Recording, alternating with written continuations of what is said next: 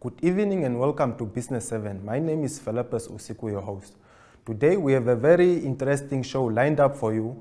We'll be joined by Tomas Iindji. He's the head of business banking for small and medium enterprises at First National Bank to talk to us about the role FNB is playing in accelerating the SME ecosystem in Namibia. And then as usual, we'll play you the top business stories that made highlights on the African continent.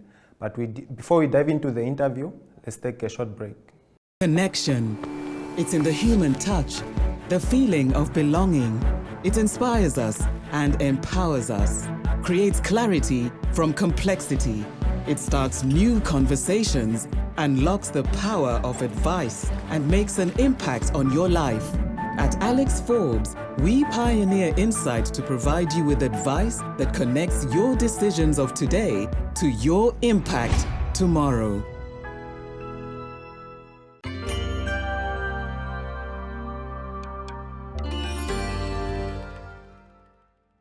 Kicking off, let's look at the top 5 stories that made headlines on the African continent. Here are 5 stories that made business headlines in sub-Saharan Africa this week. Businesses reopened and traffic was back in urban centers of Ethiopia's Amhara region after 6 days of violent protests over a planned shake-up of local forces. That's according to residents. At least 5 people have died in the demonstrations. They are a fresh security challenge to Prime Minister Abiy Ahmed's government following a 2-year war in neighboring Tigray region. It ended with a truce last November. World Bank President David Malpass said he hoped Zambia's creditors, including China, would sign a memorandum of understanding on its debt restructuring this week or next. He said it was incumbent on China and other creditors to come forward with actual commitments to allow Zambia to return to sustainable debt levels. Staying in Zambia, Science and Technology Minister Felix Mutati told Reuters the country is planning to finish tests that simulate real-world cryptocurrency usage by the end of June. He says it will help create regulations that balance citizen safety with innovation. Mutati added that the country also needs digital infrastructure, including digital identities, before cryptocurrencies can be introduced. The Central African Republic surprised an investor last year by making Bitcoin legal tender and launching its own cryptocurrency token. Other African countries have been warier, with Nigeria banning banks from handling crypto assets. South Africa is among 3 countries that are at the forefront of a push to transform piles of mine waste and byproducts into rare earths vital for the green energy revolution. They are hoping to substantially cut dependence on Chinese supply. Rainbow Rare Earths is planning to process stacks of waste in the country left from years of phosphate mining. And on Easter Sunday, more than 800 couples got married in a mass wedding in South Africa. It was the first mass wedding ceremony in the country since the global health crisis. The International Pentecost Holiness Church blesses polygamous unions, which are common in many African communities.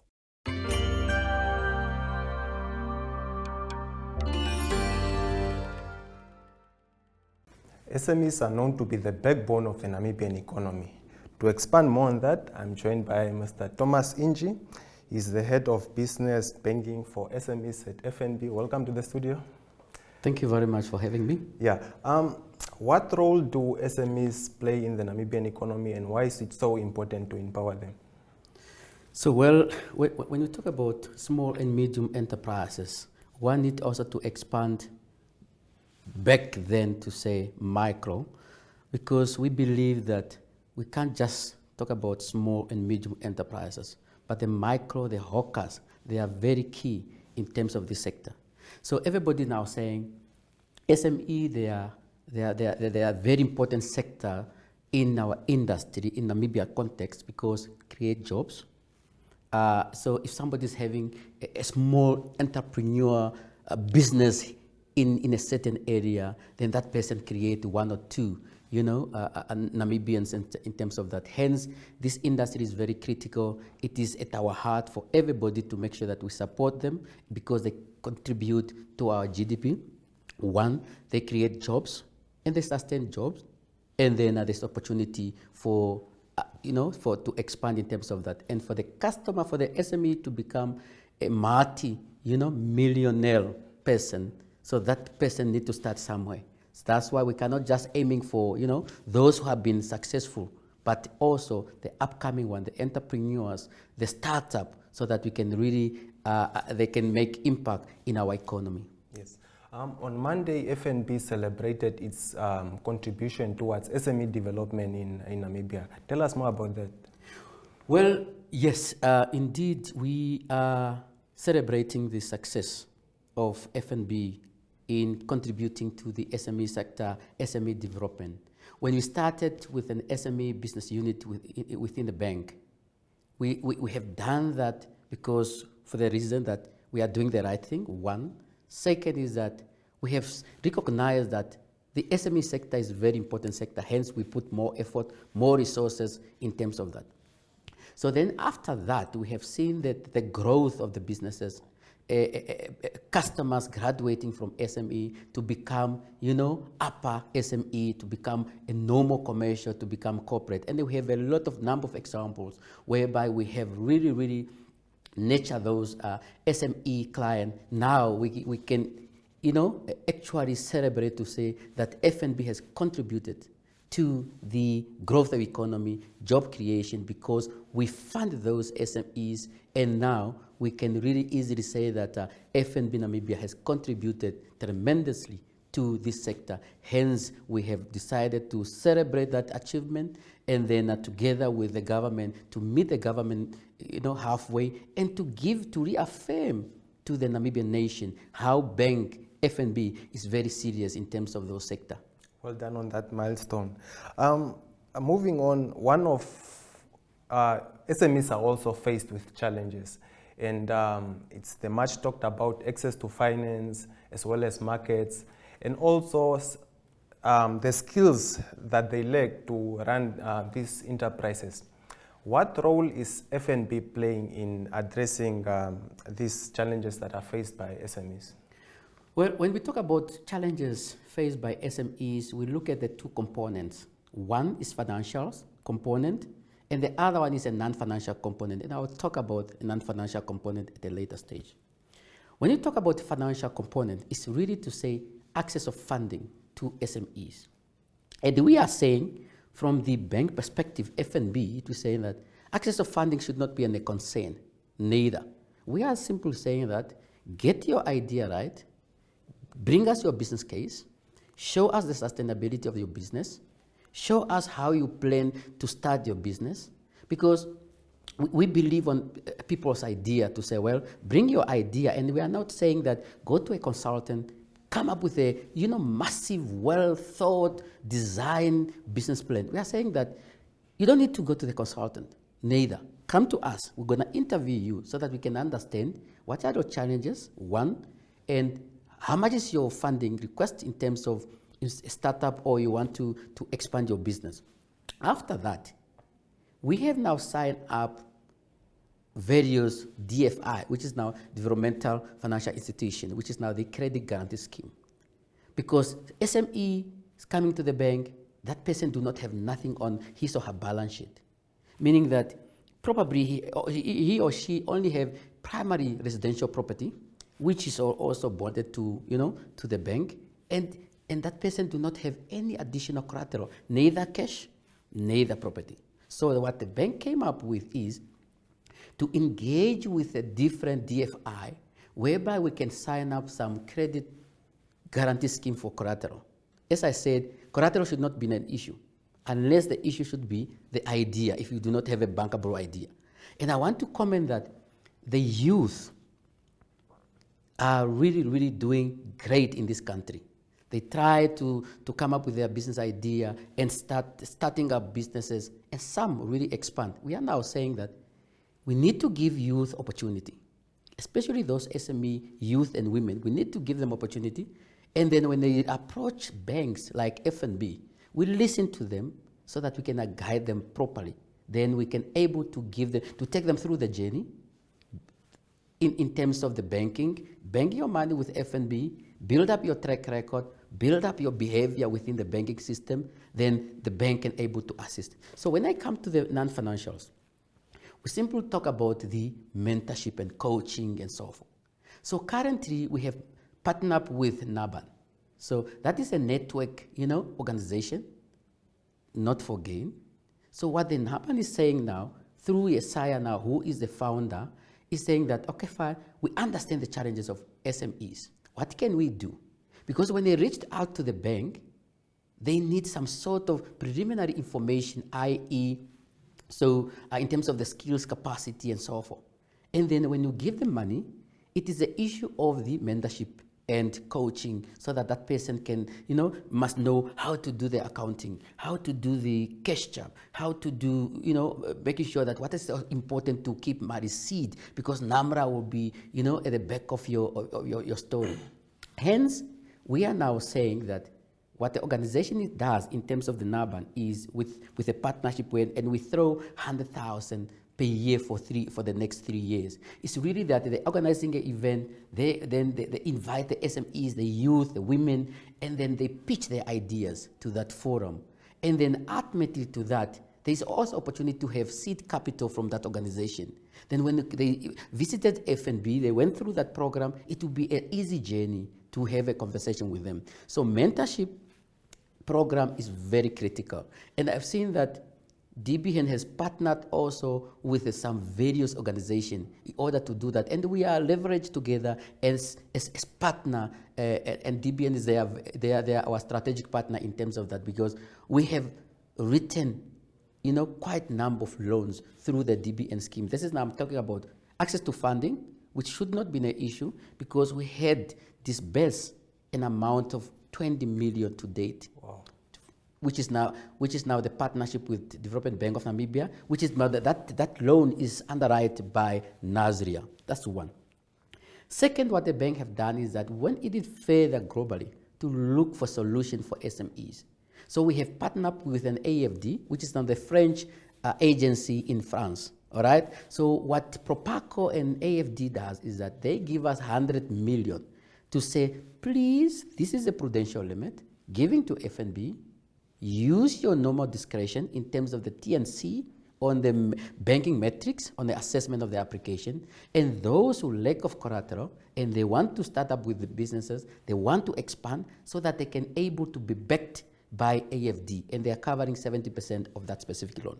Recently, the Minister of Finance and Public Enterprises, through Bank of Namibia, obviously they engage commercial banks through the Bankers Association of Namibia. What that program is now saying that in 2020, COVID hit our Namibian landscape, and globally everybody was shaking. What can we do? So there was a reluctance of the businesses and especially SME to borrow money when the government availed $500 million into the economy to say, well, let's assist the SMEs in terms of that. Obviously, we should admit that the program came a bit late, and there were some really kind of requirements which the SME could not able to meet. Hence, it was a slow take in terms of the offtake on terms of that. One of the requirements was a NAMRA, you need to have a good standing. Then we debate to say, well, and the SME was already struggling, then that person could not able to have, to comply with a NAMRA. So it was on that basis that the offtake of that, it was very, very low. Then we have to regroup to say what can we do. That is now after COVID, we have seen the economy is flourishing, we have seen the tourists are coming in Namibia. What can we do to repurpose what is known by then COVID relief? Then we need to repurpose that. So we come together as industries, then we rename that as SME Economic Recovery Loan Scheme. We were really, really heavy in participation, making sure that we add value to that, so that because we are working with a ground, we know what is the real issues and challenges of the SME.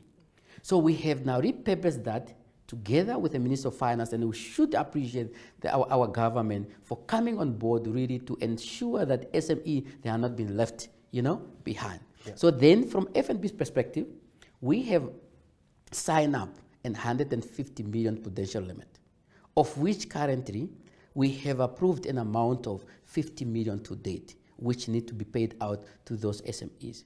So that is really the progress and the excitement from the bank that we have more aspiration to assist the SMEs when there is a way and when there is a really a very good bankable business in terms of that. And we really want to thank those who are coming forth to approach us, to continue approaching F&B, because we are ready to grow this economy together with the SMEs and the businesses and with the government.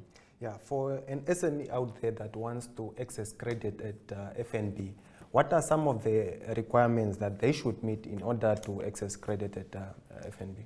So we have classified the SME in two, because on the economic recovery, we also cover the startup. You have a good idea and you want to bring that idea to the bank, we can look at that, we can do the assessment, and we can see how best we can able to help you. Then we have also the other group, which is already in the business. They want to revive his or her business, want to expand, or you want to have other opportunity. Probably it's a service station which a customer have seen that, okay, fine, there's a service station in the market and I want to have, that opportunity, to take that opportunity to approach. So all the requirement is literally the same. Well, all we are saying that give us your plan, how do you want to go about it, which is now the starter, and give us your numbers. How is your number look like? If you are a startup, then you give us a forward looking, which is probably your cash flow projection, so that we can able to determine whether you can able to honor your obligation. Very simple. If you are an existing business, an SME, or what is it, that give us your historical figures, which is now your financial statement. You should have those basic information, financial statement. Give us what is happening in NAMRA, give us your IT statement, give us your cash flow projection for a 12-month, give us your utilization of the fund. What are you going to use the fund for? Because you cannot just bluntly open the checkbook to everybody. We need to make sure that whatever the funding we are looking for from F&B is really utilized for the purpose, because at the end, we need to repay that money. So most of the requirements are those basic. Obviously, we need to look at the jockey, because who is behind this idea? Who is behind of these specific businesses? Because we need to understand your capability and your ability of managing the business. It's not just to say, I want to do the business and so forth. So we also need to ask questions. So do you understand that, those basic requirements of accounting, do you have your accountant who can able to make sure that your return, the compliance part of that is that. And then we also try to educate them to change the behavior, moving them to digital platform is one of those value proposition which we give to the SMEs, because we want to really to make sure that you have self-help.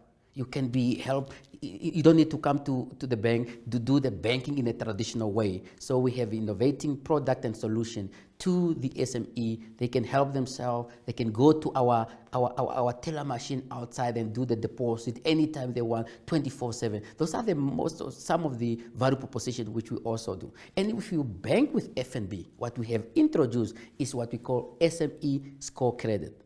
That is a brilliant system which we have developed. What does it say? It's really saying that put money into a bank F&B account, in your bank account, bank with F&B, bank for 3 to 6 months, we monitor the progress in terms of the banking, bank for 12 months, then we start scoring you. With that behavior of deposit and transactional banking, all the procedure going through the account, you literally can able to help yourself, whereby the system, the banking system, is scoring you that now, because of your good behavior, you qualify for overdraft of X amount, you qualify for a loan of X amount. Probably you have a purchase order which you need to perform, or an invoice which you are waiting for the ministry or any company need to pay you maybe after 30 days. Or what you do is that you bring that invoice to the bank and we discount that invoice. Maybe you have a purchase order.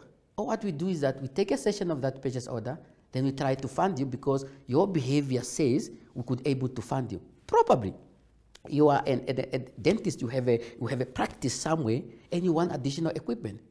So all what we do that we give you money to fund that capex, which is now the term loan for 2 years or 3 years, depend on your need. So those are the really positive and celebration the success with FNB event was all about. And to date, with that system, we have written a loan and overdraft in excess of 122 million toward that. As we draw closer to our discussion, the current hot potato in the market is the repo rate, the interest rates. How is the current interest rate environment affecting credit uptake at FNB?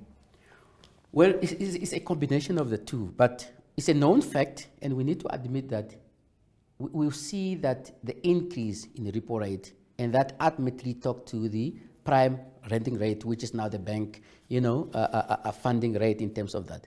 And that speaks to the cost of funding as well, become expensive in terms of that.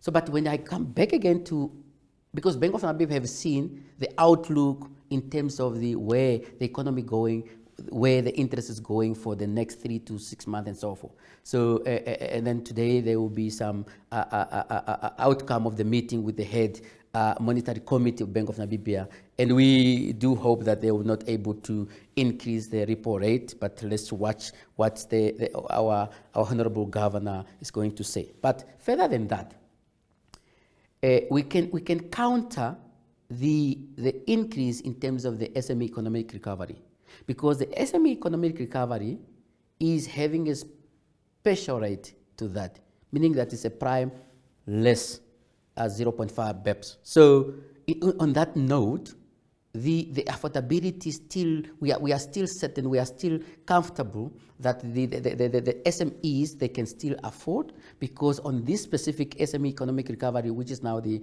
underwrite by Bank of Namibia, is still affordable because it's on the prime minus 0.5 BEPS. So, and then now going forward, it is really a matter to say, do I need to borrow? It's a matter of borrow wise. That's also one thing. And if you have some reserve, save that money, because the more interest is going up, it's also going up on the other side of the balance sheet, which is now your deposit, meaning that if you have money, excess money, put it in your investment, and we have that specific product where you can able to earn interest in terms of that. So it's not only a one way, but it's also on the other side, it's also giving benefit to those who have, surplus in their profit where they want to invest, then they can also earn interest in terms of that. But with this specific loan, it is really our belief that is still affordable. And if you have a plan and you borrow specific to generate income, because if you want a loan, we look at the productive asset. You don't just borrow because you want to buy a car, but it doesn't bring any income to the business. It's really to focus to say, well, is this necessary? Is it priority for me now to spend money on a capex where it does not, generate income at the end of the day? Yeah, Master Tomas, thank you very for your time and for talking to us about these very important developments. Any final words from your side? Well, thank you for having me. Then my final comment is really to invite the SMEs, youth, and that was also sentimented by the Minister of Industrialization and Trade when they also, came to our celebration success. The representative of the minister, Madam Ilona, mentioned it that let us ensure that banks support SME and youth. And my call this morning is really to say, those who have bankable ideas, they must visit our branches countrywide. We have trained our staff members to ensure that they're giving those preliminary information, engaging with the SMEs and youth and women, so that we can try to bank them. And then we are very optimistic that we need to grow this economy. One, we need to make sure that we contribute our fair share to the nation, and then job creation, sustain those jobs and create new jobs, and give SMEs and youth and women opportunity. The bank is ready, and we ever ready, and we are here to support the SMEs. Thank you. Thank you for your time. You can have one or the other. It's not something that we at RMB like to say. So when faced with the conundrum of net profit or net zero, We say, why not both? With the right people, it's possible. Commercial success or community success? We like people who ask that question. Why not both? Environment or investment? With our diverse talents, why not both? In this changing business landscape, we find ourselves asking more and more how best to help our clients. Traditional values? Or innovative ideas? And the answer always is, why not both?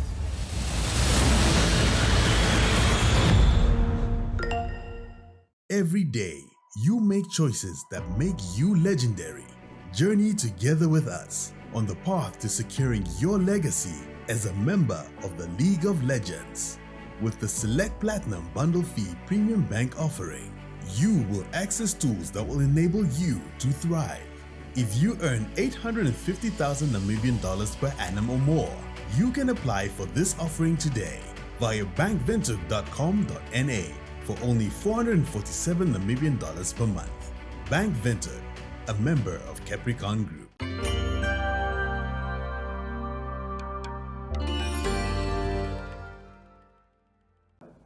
Playing out, let's look at the International Monetary Fund's economic outlook for the Southern African region. That's all we had for you. I hope you enjoyed the show.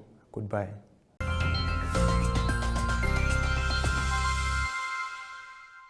"2023 is proving a difficult year for Sub-Saharan Africa, exemplified most acutely by the big funding squeeze facing most countries in the region.